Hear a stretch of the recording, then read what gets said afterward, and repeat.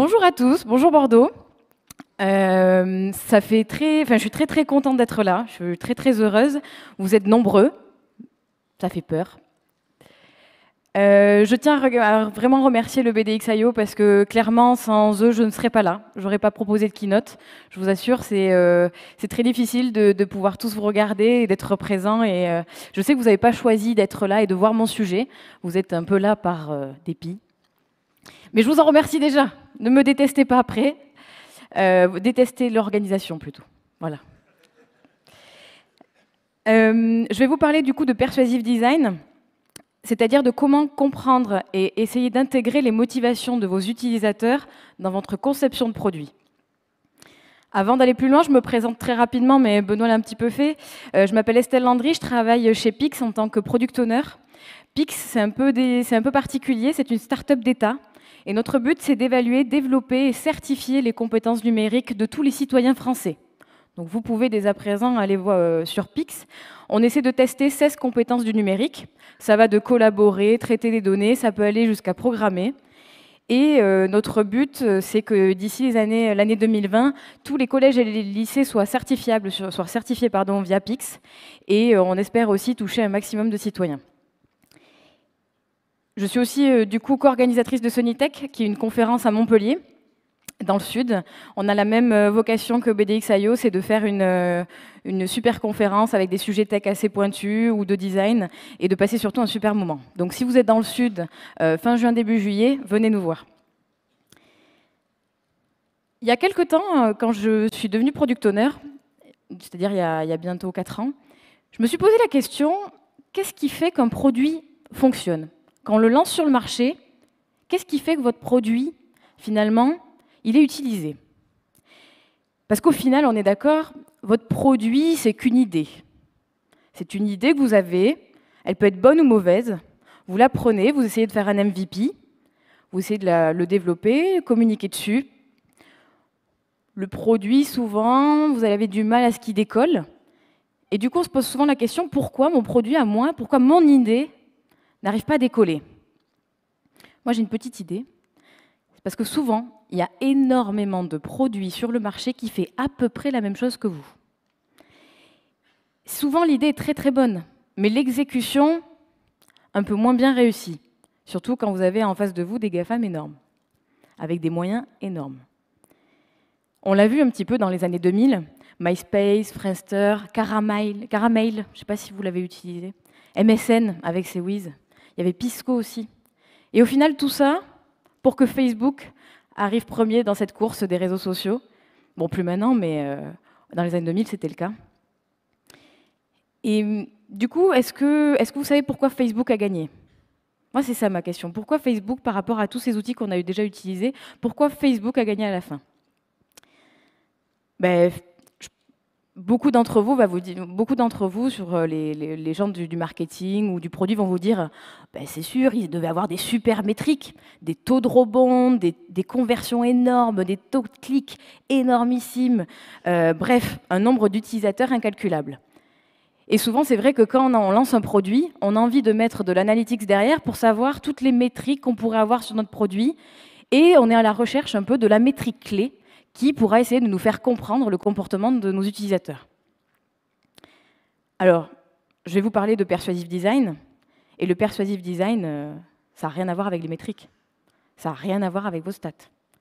Le persuasive design, c'est de l'amour. C'est beaucoup d'amour. On va prendre un petit exemple pour vous expliquer qu'est-ce que c'est et quelle est la vocation du persuasive design. Imaginez que votre produit, c'est votre petit copain, d'accord? Ou votre petite copine, d'accord? Vous imaginez? J'ai envie de vous poser une question. Comment vous décrirez votre petit copain, du coup, votre petite copine? Quels sont les mots qui viendraient à votre esprit? Et pour ça, je vais venir vous voir, parce que je pense que vous êtes un peu fatigué. Et du coup, il faut vous réveiller un peu ce matin. Donc j'ai envie de vous poser la question. Hop. Attention, j'arrive, n'ayez pas peur. Bonjour. Tu t'appelles comment? Alexis. Ah, il marche le micro? Tu me l'as allumé? Tu me l'as allumé? Bah oui, mais moi, ça marche pas. Bonjour, Alexis. Ah, c'est bon. Alexis, tu travailles pour une société qui fait un produit? Pour Scalian. D'accord. Je suis pas sûre que tu aurais dû dire le nom si tu dis des choses pas très bien après. J'assumerai. D'accord. Alors, imaginons que ce produit que fait ta société, c'est ta petite copine ou ton petit copain. Comment tu le décrirais? Sexy. Oh, monsieur est aventureux, sexy. Il me tarde de le voir, du coup. Si ça a une nuit dégueulasse, par contre, attention. Bonjour. Bonjour. Tu t'appelles comment? Dany. Enchanté. Tu travailles pour une société qui fait un produit? Oui. Comment tu parlerais de ton produit? Que je l'adore. Tu l'adores, d'accord. Pourquoi tu l'adores? Parce que c'est le mien, c'est moi qui le développe. Ta petite copine, si tu l'as développée, c'est bizarre, c'est très bizarre. D'accord, merci, c'est un retour. Bonjour. Bonjour. T'appelles comment? Cynthia. Bonjour Cynthia. Du coup, tu travailles aussi pour l'élaboration d'un produit, j'imagine? Pas tout à fait. Pas tout à fait. Tu veux nous expliquer? C'est pour une école liée au numérique. D'accord. Je vais peut-être pas te poser la question, ça peut paraître ultra bizarre. Et puis on n'est pas dans le Nord, donc j'oserais pas. Oh, elle a fait du cliché. Merci. C'est des gars du Nord qui ont applaudi, non, c'est ça? Alors moi, je vais vous dire, j'ai travaillé pour une société de services, j'ai travaillé pour des éditeurs de logiciels. Et si je prends l'exemple, il y a quelques années, quand j'ai travaillé pour un des éditeurs, j'aurais dit que mon produit, il avait une super personnalité. Il était super gentil. En fait, vous le savez très bien, quand on dit ça, il a une super personnalité, mais quand tu apprends à le connaître seulement, hein, parce qu'au début, tu galères à l'utiliser, tu galères à le comprendre, parce qu'il a un vocabulaire horrible. Puis après, quand tu veux interagir avec lui, c'est compliqué. Et si je continue notre parallèle, là, sur la relation et sur notre produit, on peut essayer de prendre plusieurs étapes dans notre relation. Vous savez, quand vous rencontrez quelqu'un, au début, vous êtes dans une étape de séduction.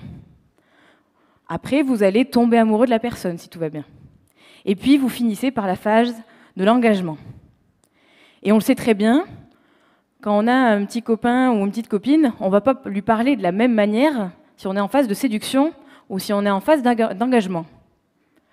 Imaginez un petit peu, vous faites votre première nuit d'amour, vous vous levez, le soleil apparaît rapidement dans votre fenêtre et vous sentez une odeur de café alléchante. Là, vous vous dites, mais incroyable, est-ce que cette nouvelle personne que j'ai amenée hier m'a fait du café? Vous vous levez, vous allez dans votre cuisine, et là, patatras. La cuisine est en désordre, il y a du marc de café partout, il y a de l'eau qui a resquitté de partout, et cette personne vous tend un café en disant « Tiens, c'est pour toi ».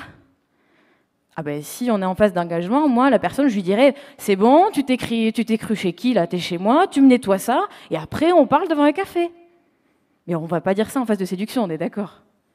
En phase de séduction, on va dire « Ah, que c'est gentil, merci. C'est adorable.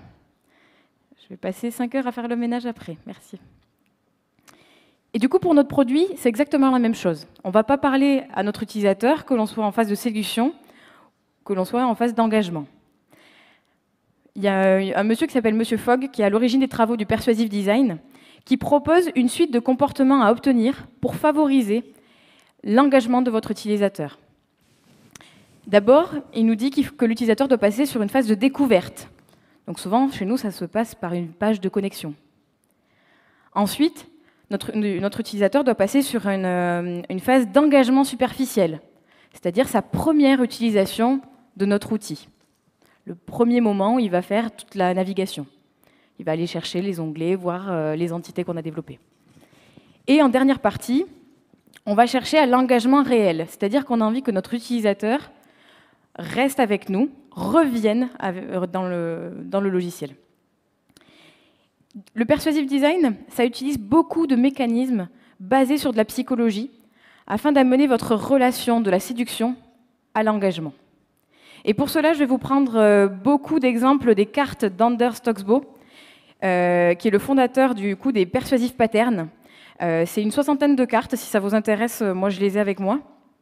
Et ces cartes-là, en fait, ce qu'il a fait à Anders, c'est qu'il a pris les mécanismes psychologiques assez complexes et il les a distillés en petites cartes pour qu'on puisse les utiliser dans notre conception. Si ça vous intéresse, en tout cas, je suis disponible pour vous les montrer après. Et je vais partir de ces exemples-là, de ces cartes, pour la suite de ma démonstration. Commençons sur la partie séduction. Alors, pas de séduction à proprement parler pour ce site, parce que ce site permet de faire des rencontres de personnes qui veulent tromper leur conjoint. C'est un site qui est aux États-Unis, assez connu, et lorsqu'ils ont lancé leur page de connexion, ça ressemblait à ça. Leur logo, un fond comme leur logo, leur proposition de valeur, « Join the best free dating site on earth », et une petite phrase. Petite phrase avec un texte à trous. Et quand nous, on voit un texte à trous en tant que user, qu'est-ce qu'on a envie? On ne peut pas s'empêcher de le remplir. On a vraiment envie de les compléter parce que ça nous paraît un jeu d'enfant déjà. Et du coup, on est assez motivé pour terminer la saisie et d'appuyer sur le bouton, même si au final, on ne savait pas trop pourquoi on arrivait sur ce site. Du coup, comment on explique ce mécanisme? Il y a quelque chose qui s'appelle la fluidité de traitement. Dans notre site, on l'a utilisé, dans ce site-là, on l'a utilisé par rapport au visuel et la partie linguistique. Mais en fait, on a tendance à préférer des choses simples, à comprendre et à utiliser. Et du coup, nous trouverons toujours l'information simple la plus crédible. Si on prend un exemple assez concret, il y a des psychologues qui ont déterminé, lors de l'introduction en bourse d'actions, que plus l'action portait un nom simple et compréhensible, avec des acronymes très compréhensibles, et plus ces actions performaient. Alors qu'il n'y a rien à voir avec d'autres actions. Par exemple, au lieu d'appeler une action KGH, ils l'ont appelée KAG, et de suite, pouf, les actions sont envolées. Et du coup, c'est dû à ça, à la fluidité de traitement. Prenons un exemple que je pense que vous connaissez tous, Booking. On a bien sûr du persuasive design derrière. Bon, je pense que je vais parler, je pense que tout le monde l'a vu ça, la rareté, le fait que quelque chose soit en promo et considéré comme rare, va faire qu'on a encore plus de désir pour cette chose-là. Booking l'a bien compris, il vous le met à plusieurs endroits, il vous dit qu'attention, il ne reste plus que 3 hébergements, il vous dit qu'attention, cet hébergement a été réservé 2 fois au cours des 12 dernières heures, donc on vous met une pression de dingue, tout ça parce qu'il y a le principe de la rareté qui fait que vous avez envie de prendre une décision rapide parce qu'on vous a incité à. Il y a aussi un mécanisme qui s'appelle la preuve sociale. En effet, ça aussi, vous le voyez très très souvent dans les sites. Plus vous avez des retours d'utilisateurs divers et variés, et mieux vous sentez. C'est-à-dire que vous avez tendance à suivre les autres dans les actions nouvelles. Par exemple, j'arrive à Montpellier, je vois cet hôtel, je ne connais pas du tout cet hôtel, je ne connais pas du tout la ville, mais je vois quand même qu'il y a 2671 expériences et que l'hôtel est super bien noté. Je ne les connais pas, les gens, mais pourtant, je vais leur faire confiance et je vais avoir envie de cliquer et de réserver. Un autre mécanisme que vous avez un peu plus tard dans Booking, c'est le principe de l'achievement. Vous choisissez votre chambre, vous arrivez sur cette magnifique page, et là, attention, on vous en envoie plein les yeux. C'est votre jour de chance! Vous avez choisi l'option la moins chère. Du coup, réservez sans attendre. Le principe de l'achievement, de l'achèvement en français, ça rajoute un sentiment de clôture d'une tâche. Et du coup, vous avez vraiment envie d'accomplir et de terminer cette tâche. Et du coup, on vous incite souvent à faire ça. Et Booking a bien compris, il vous rajoute, vous y êtes presque, complétez seulement les éléments obligatoires, et comme ça, vous allez aller avoir plus vite et vous allez pouvoir acheter cette chambre. C'est génial! Bon, ils en utilisent beaucoup de ces phénomènes-là, mais bon, ceux-là sont les premiers. Du coup, pour une phase de séduction, je vous l'ai dit, texte à trous, effet de rareté, de promotion, la preuve sociale, donc rajouter des témoignages, l'achievement, donc l'achèvement, le fait de faciliter l'utilisateur, essayer de l'encourager dans sa progression, ça, ce sont des mécanismes du persuasive design. Donc on est d'accord, maintenant, on est séduit. Alors là, vous avez intérêt à être super sincère, qui a déjà acheté quelque chose qu'il n'avait pas du tout besoin? Ah, vous aussi, merci. Je me sentais un peu seule. Le nombre de paires de chaussures que j'ai achetées, alors que je n'en avais pas besoin, bref. Et ça, vous l'avez compris, c'est pas dû à l'UX, c'est pas dû à l'utilisabilité de votre site. Non, non, non. L'utilisabilité en UX, c'est la capacité d'un objet à être facilement utilisé par une personne. Ça se base sur plusieurs notions, l'efficacité, l'efficience, la satisfaction. Mais on est d'accord, Booking, ça n'avait rien d'utilisable. Il y avait des blocs partout, on n'est pas du tout, l'UX n'est pas du tout friendly, c'est moche, excusez-moi de le dire. Bref, ça ne suffit pas l'utilisabilité. On va prendre un exemple. Comparons notre utilisabilité au boss qu'il y a sur la route. Vous êtes un utilisateur, vous êtes dans votre voiture, vous attaquez cette route et vous essayez de réduire, d'améliorer l'utilisabilité. Du coup, qu'est-ce que vous allez faire? Vous allez prendre cette route, vous allez essayer de l'aplanir, vous allez essayer de la rendre droite, et du coup, elle sera utilisable. C'est bon, nickel. Mais qu'est-ce qui vous dit que votre utilisateur, il va aller plus vite sur la route? Qu'est-ce qui vous dit que votre utilisateur, il va être motivé à aller à son point d'arrivée? Ça ne vient pas de l'utilisabilité. Pourquoi? Parce que même si on supprime ces frustrations dues à l'utilisabilité, on va en avoir toujours des frustrations qui vont être là et qui vont nous faire empêcher de passer la seconde, la troisième ou la quatrième de notre voiture. Une frustration peut créer de la charge cognitive. Alors c'est un mot qui a été à la mode il y a quelques temps, mais si on revient vraiment sur les définitions, une charge cognitive, c'est un effort mental que l'on va utiliser dans notre mémoire de travail. Notre mémoire de travail, elle est assez limitée. Il faut voir notre cerveau avec 4 blocs, et on a 4 blocs libres. Si on les utilise et qu'on a besoin de plus de mémoire de travail, alors là, notre mémoire de travail va être en surcharge et on va se créer de la charge cognitive. Et du coup, forcément, la tâche qu'on va faire, on ne va pas y arriver ou même on ne va pas du tout la mémoriser. Et il existe plusieurs types de charges cognitives. Je vais aller très vite sur cette partie-là, mais il y a une charge cognitive intrinsèque. C'est une charge qui dépend de la tâche en elle-même. Si la tâche est dure, la charge cognitive intrinsèque va être extrêmement forte. Vous allez avoir la charge cognitive extrinsèque. Ça dépend de la façon dont est présentée l'information. Vous vous souvenez, en 4e, 3e, quand on avait les cartes en géographie avec les légendes? Imaginez si la légende était derrière la carte, ou sur une feuille à côté. Vous serez toujours en train de tourner cette foutue feuille, et ça va vous créer de la charge cognitive extrinsèque. Après, vous avez la charge cognitive essentielle. Celle-ci, elle dépend des connaissances à long terme. Par exemple, le calcul. Si je vous dis 4 x 4, 16. Merci.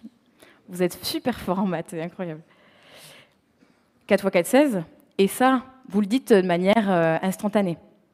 C'est dû à cette charge cognitive essentielle, c'est-à-dire que vous avez maintenant le calcul, ça devient un schéma mental.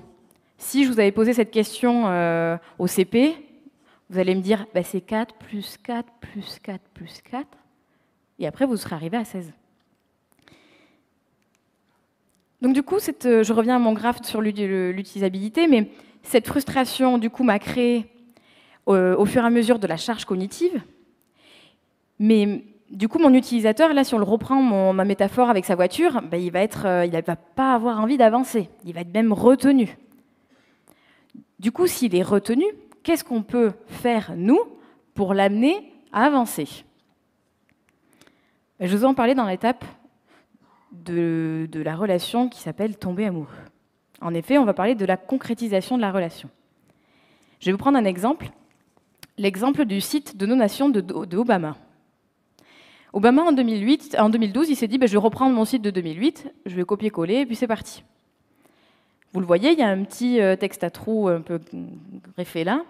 Mais ce site n'allait pas à Obama parce que c'était très compliqué pour les utilisateurs d'aller jusqu'au bout de la donation. Ils en perdaient, mais énormément. Du coup, ils ont dit, on va refaire ce site-là. Ils sont passés par des étapes comme ça, où ça s'est transformé en un formulaire énorme sur une page, avec un gros bouton « Donner ». Voilà. Ça n'a pas amélioré les choses.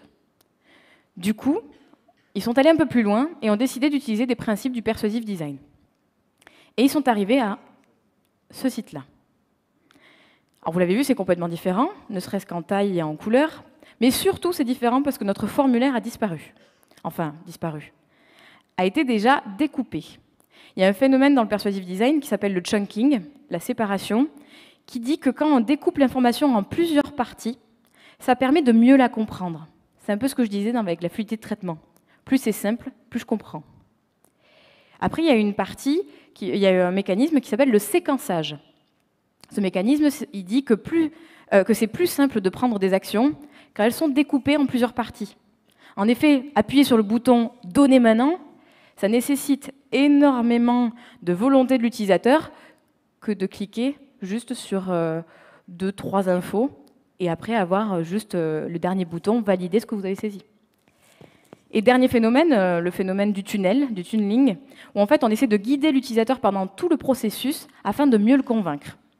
Du coup, on enlève tous les boutons qui ne sont pas nécessaires et on va essayer de le guider dans l'accomplissement, dans l'achievement de son objectif. Là, vous ne le savez pas, mais si vous cliquez sur, par exemple, 50 $, automatiquement, ça passe sur la phase d'après. Donc ça ne nécessite pas plus de clics. C'est juste qu'on va essayer de le guider. Et bizarrement, pour terminer, après ce formulaire de donation, une belle page pour nous remercier et surtout pour dire que l'on a donné, pour partager au monde que nous avons donné sur le site d'Obama. Mais surtout, une petite partie en bas qui s'appelle les Top States by Invitation. En fait, ils vont rajouter un principe de compétition entre les personnes des États-Unis. Vous le savez, les États aux États-Unis, ils aiment bien se tirer la bourre. Ben là, en ajoutant ça, ils espèrent que grâce à ce mécanisme, les gens essaient d'inviter beaucoup plus leurs collègues. Par exemple, « Oh là là, je suis parti du Texas, mais non, c'est pas possible. Faut que j'envoie l'invitation et il faut qu'on dépasse la Californie. » Voilà, c'est dans ce but-là.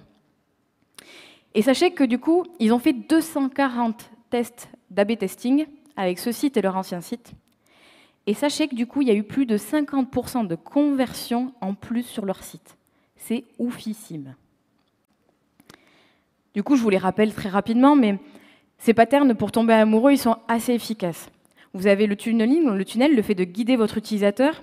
Vous avez du coup cette séparation, le fait de diviser l'information en blocs pour mieux le comprendre. Vous avez le séquençage et vous avez aussi le phénomène de compétition. Donc là, vous allez me dire, ça y est, c'est le grand mariage.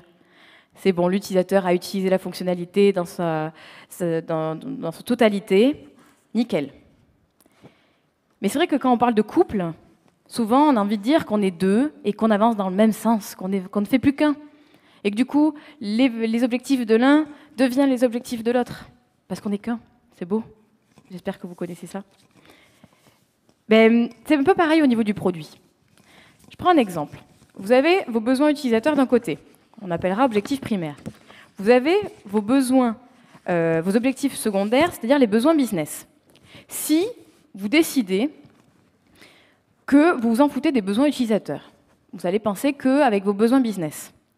Sachez que sur le long terme, ça ne va pas tenir. Parce que du coup, l'utilisateur ne va pas aller avec vous, ne va pas aller utiliser votre outil si vous ne pensez pas à lui. Ce qu'on recherche, c'est le moment où ces deux besoins vont se transposer. Et ce que l'on va faire, c'est qu'on va développer un besoin business quand il apporte quelque chose de besoin utilisateur, et vice-versa.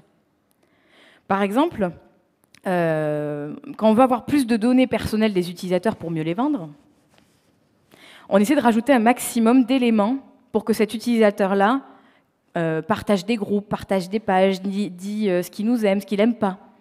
Ça va dans les deux sens, du coup. Maintenant qu'on a fait cette partie-là, je vais passer sur la phase la plus intéressante, c'est la phase d'engagement.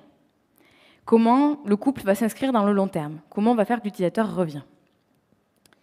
Je vais vous prendre un nouvel exemple qui s'appelle Sens Critique. Qui c'est qui connaît le site Sens Critique? Ah. Bon, vous le savez du coup un petit peu. Sens Critique, vous allez noter des films, des séries, des bouquins. Et en fonction de vos notes, on va vous proposer des éléments qui pourraient vous plaire. Parce que certaines personnes qui aiment la même chose ont aussi noté très bien ce bouquin ou ce film. La page d'onboarding de ce site, elle est assez incroyable. Il y a plusieurs mécanismes aussi de persuasive design. Il y a le premier qui s'appelle l'endowment effect, la donation de soi, plus simple en français, qui dit que plus on donne de soi, plus on va créer d'objets à valeur sentimentale et plus on va avoir de la valeur pour ces éléments-là. C'est-à-dire que plus je passe à noter mes éléments, mes films, mes séries, et plus je vais avoir de la valeur dans mon compte Sens Critique. Par exemple, on le sait tous, hein, quand il y a des exemples, enfin, quand il y a des démos gratuites d'un outil, en fait, on voulait juste l'utiliser, mettre votre valeur à l'intérieur, vos données, Et après, on vous dit, bah, il faut payer maintenant. Maintenant, vous adorez ça, bah, allez-y, on y va. En plus de la donation de soi, il y a un pattern qui s'appelle, il y a un mécanisme qui s'appelle la reconnaissance de pattern, qui dit tout simplement que quand un utilisateur arrive bien à classer et à trier ses éléments, ben, ça veut dire qu'il va mieux les comprendre. Et là, vous l'avez vu, il y a des films, des bouquins, des séries, des BD, et tous ces éléments ont le même visuel, ce qui aide à l'utilisateur, du coup, à prendre plus vite ses actions et à mieux trier. On va avoir aussi un phénomène, un mécanisme qui s'appelle la reconnaissance plutôt que le rappel. Tout simplement, c'est qu'au lieu de demander à l'utilisateur de se souvenir de ces films et de ces BD qu'il aime, on va essayer de lui proposer une liste qui, pour nous, semblerait être une liste adaptée pour lui. Et du coup, le fait de proposer une liste, on va avoir plus envie de cliquer et de donner notre avis que si on avait laissé simplement une recherche. D'ailleurs, il y a un site qui a été créé, je crois, dans le nord de l'Europe, qui faisait la même chose que Sens Critique. Et au tout début, ils avaient mis juste un champ de recherche. Le site, il n'a pas trop décollé. Et il est passé comme Sens Critique. Et là, depuis, il a énormément d'utilisateurs. Comme quoi. Et ensuite, je ne sais pas si vous avez remarqué, en bas de l'écran, on a un petit feedback. Plus on va noter les films, et plus on va vous inciter et on va vous amener à vous dire que c'est génial ce que vous faites. Par exemple, là, j'ai noté 11 œuvres et on me dit « Ah, c'est bon, ça commence à être pas mal. Vas-y, continue, mais ça va. » Et si j'en avais noté que 2, on me disait « Ah, là, on pourra rien faire pour toi. Désolé. » Donc là, ils instaurent une boucle de feedback direct avec votre utilisateur. Et à la fin, pour terminer, un peu comme Obama, une petite page de réputation où tout simplement, on nous dit qu'on peut déjà partager à la communauté nos avis. Et du coup, le fait de contribuer, d'ajouter des notes, ça va construire une réputation et du coup, on va vouloir partager ces informations à tout le monde. Mais aussi, on vous dit qu'il y a des éclaireurs sur le site, donc on vous incite aussi à devenir, à suivre des éclaireurs. Du coup, à partager encore plus d'informations. Du coup, on l'a vu, d'autres patterns de l'engagement, la réputation, l'effet de donner soi, la reconnaissance plutôt que le rappel, bref. Tout ça, alors je l'ai mis un petit peu sur les slides, ça peut être fait de plusieurs manières. Par exemple, la reconnaissance plutôt que le rappel, vous pouvez faire une liste de choix, vous pouvez proposer des images, vous pouvez utiliser l'autocomplétion. Voilà, bref, il y a plein de possibilités dans vos designs que vous pouvez utiliser pour rajouter ces principes-là. Je vais vous poser une question qui n'a rien à voir avec le talk. Attention, vous êtes prêts? Quel est le nom de la loi qui prédit le doublement de la densité des puces électroniques tous les 2 ans? Van Moore, ouais. Vous êtes bon, là, ça y est, là, vous me répondez. 4 x 4, c'était très compliqué, mais ça, vous êtes bon, hein. Parfait. Chez Pix, donc la société où je travaille, on fait donc du coup ce genre de questions. On fait des épreuves, on crée du contenu, et on a 16 compétences différentes, dont construire un environnement numérique. Là, vous avez une question de niveau 3-4, et actuellement, on va jusqu'à 5, et bientôt, on ira jusqu'à 8. On a même, du coup, la partie programmée, si vous voulez faire un petit tour. Et dans Pix, on a essayé d'ajouter aussi, de créer nos propres mécanismes de persuasive design. Le premier de mécanisme, c'est on ne va pas se mettre sur le chemin de l'utilisateur. Quand il fait son questionnaire, vous le voyez, il n'y a aucun bouton. On enlève la navigation, on lui laisse juste sa question et sa réponse, et la possibilité de quitter. D'ailleurs, c'est très important. Quand vous rentrez dans un tunnel, laissez toujours la possibilité à l'utilisateur de quitter. Parce que s'il en a marre, il va s'énerver et il ne reviendra jamais. Vous avez aussi le fait, nous, dans ces écrans, on a essayé d'enlever les évidences. Vous savez, les formulaires qui écrivent au tout début « Complétez ce formulaire, validez votre saisie ». On le sait. Par exemple, là, on n'a pas écrit « question de points ». Vous savez que c'est une question et un point d'interrogation. Pareil, réponse de points, on ne l'a pas écrit non plus. On a juste écrit le nom de la compétence, on n'a pas écrit « compétence de points ». Voilà. Tout ça, vous pouvez l'enlever, ça rajoute juste de la frustration pour rien. Au niveau des milieux et des fins de parcours, ce qu'on propose aussi à l'utilisateur, c'est de revenir sur ces questions, savoir s'il a eu juste ou faux, et lui donner des tutos. Et ça, c'est super important, c'est-à-dire qu'on doit faciliter l'exploration de notre utilisateur. Si on a envie qu'il aille jusqu'à la fin, il ne faut pas le stopper plusieurs fois, il faut le stopper au bon moment et lui donner l'information qu'il souhaite au bon moment. Nous, dans les questionnaires, on le fait toujours à la fin et toujours au milieu. Comme ça, on ne l'embête pas trop. S'il a envie de sortir et d'aller voir ses tutos, il peut, mais on ne va pas l'embêter plus que ça. Pas toutes les questions en disant « c'est bien, tu as eu juste », tu fais une autre question « c'est bien, tu as eu faux ». On va le perdre, Clairement, on va le perdre. Et dernière page, même si vous n'avez pas eu le niveau max, on vous dit « c'est chouette, bravo ». Parce qu'on veut avoir des objectifs réalisables pour tout le monde.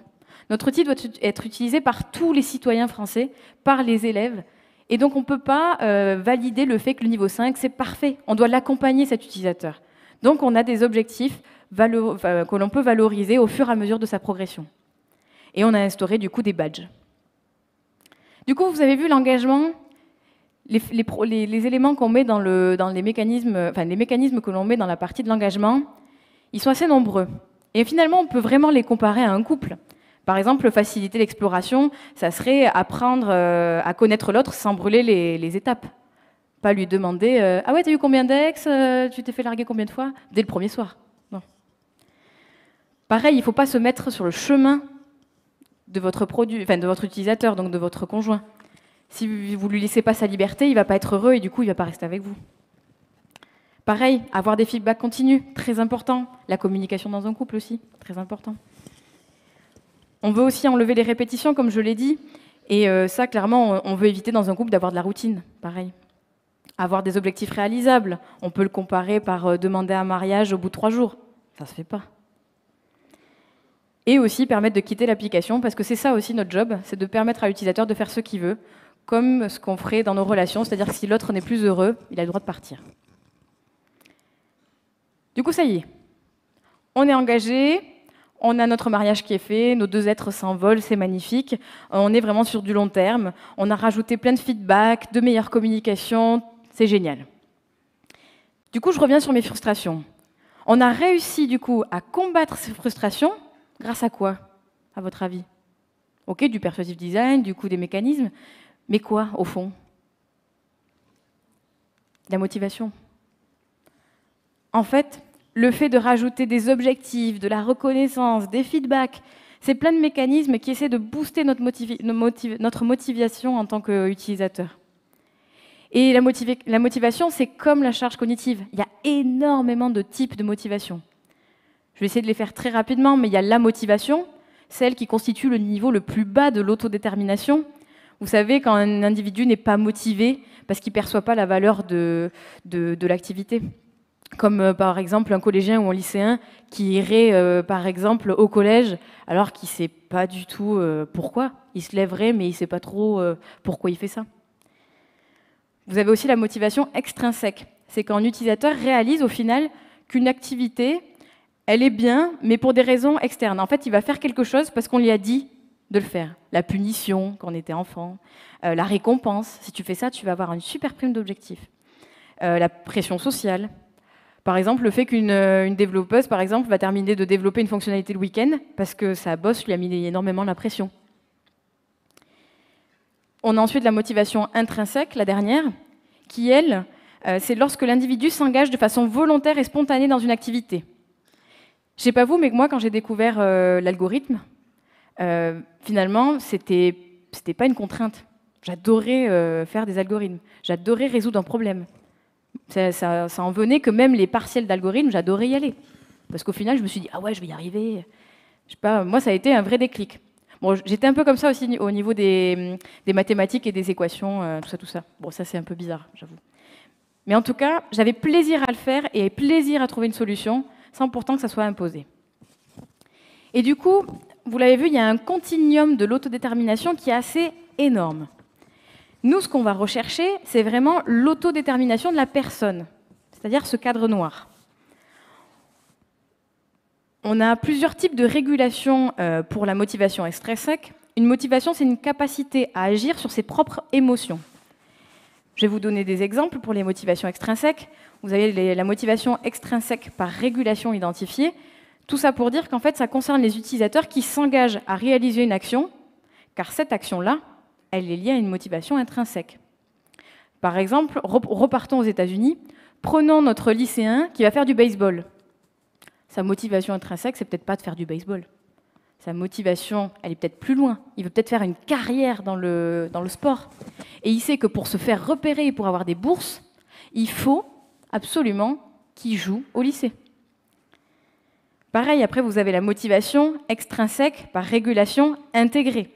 C'est quand la motivation par régulation, c'est lorsqu'un utilisateur réalise qu'une activité correspond à ses valeurs.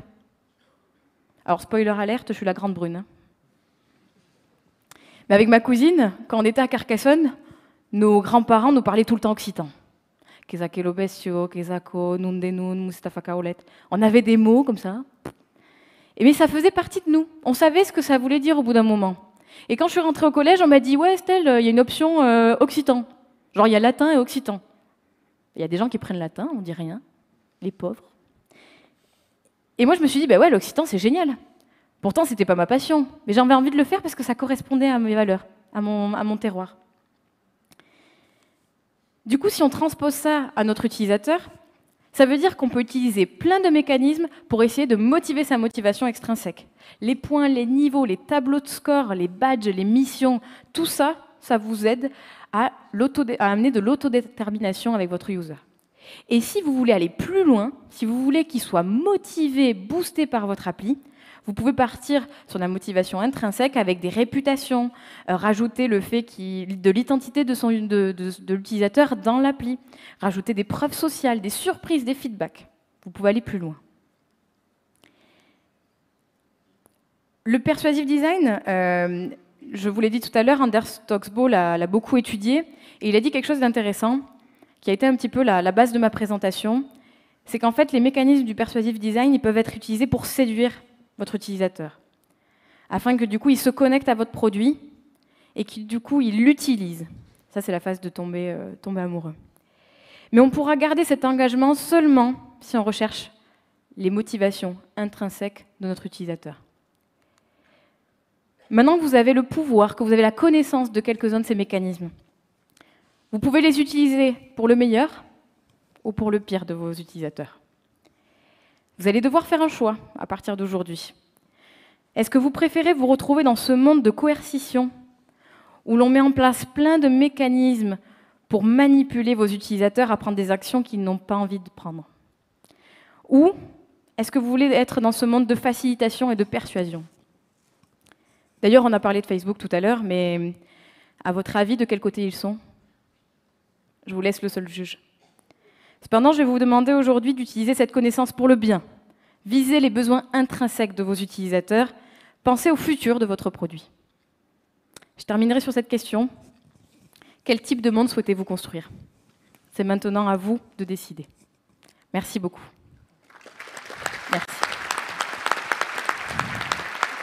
Merci beaucoup.